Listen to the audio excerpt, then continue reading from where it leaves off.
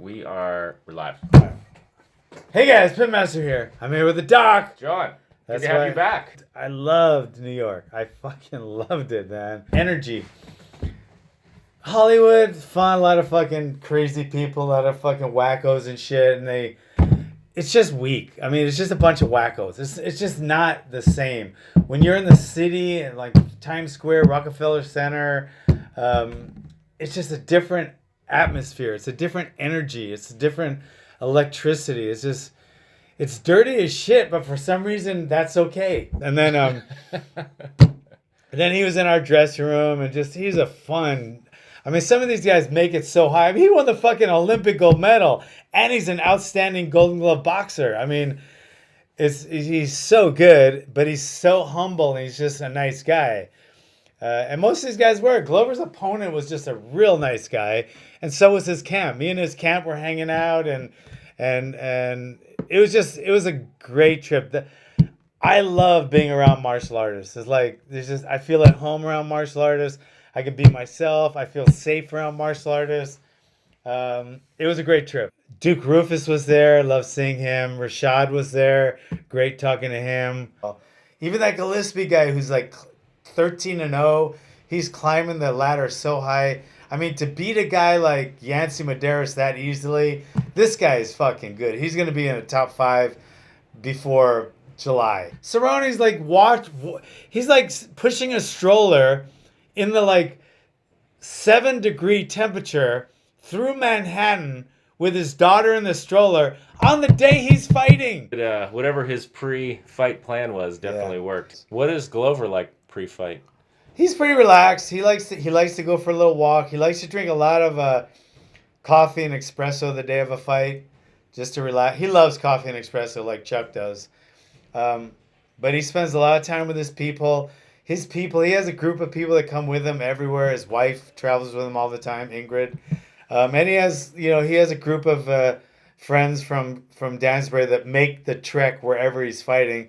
And he likes to be around his friends and his family, and he just likes to relax. He's not very stressed out before a fight like some people are. And this fight was no different. He was pretty relaxed. We went over a clear-cut battle plan, and he stuck to it almost to the T. He got caught with some elbows hanging on a double leg, but I mean, everybody gets caught. Everybody gets hurt here and there. But it's how you react to it, how you come back from it, and he came back from it like a champ. Those on the side were landing. Half of them landed illegally, but they were completely unintentionally. His knees buckled. He didn't get like rocked, out of it rocked. His knees buckled. Glover, he turned, he changed his position, and then he rolled out of it. Yeah. And I think that's when the ref backed up again, but hey, he definitely ate some elbows. He ate some elbows, and but it made that fight that much better to see him come back like he did. I came back and win in the first round. Still, in the first round, he came back and finished the fight. I pay $80. If you're a UFC fan, I'm not complaining about this. You got to pay $80 a month now. If you are a true UFC fan, they have monetized up to $80 a month. You got one pay-per-view at $65. Used to be $49 or $45. So you got one pay-per-view at $65. You have to do Fight Pass if you're a true UFC fan.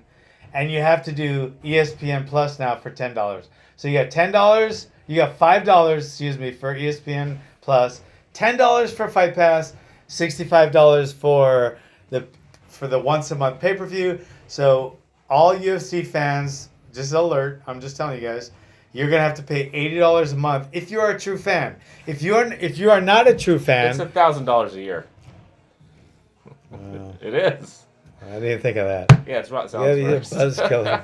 That's a buzzkill. Saw it live on TV, but live right there. I thought it was a really good stoppage because it did look like TJ was really rocked, and then he got tagged. When I went back and counted, it was 17 unanswered significant strikes. But with that said, when I watched it again in slow-mo and different angles, I think it could have gone on a little longer. I really do. I don't think he was as hurt as I thought he was.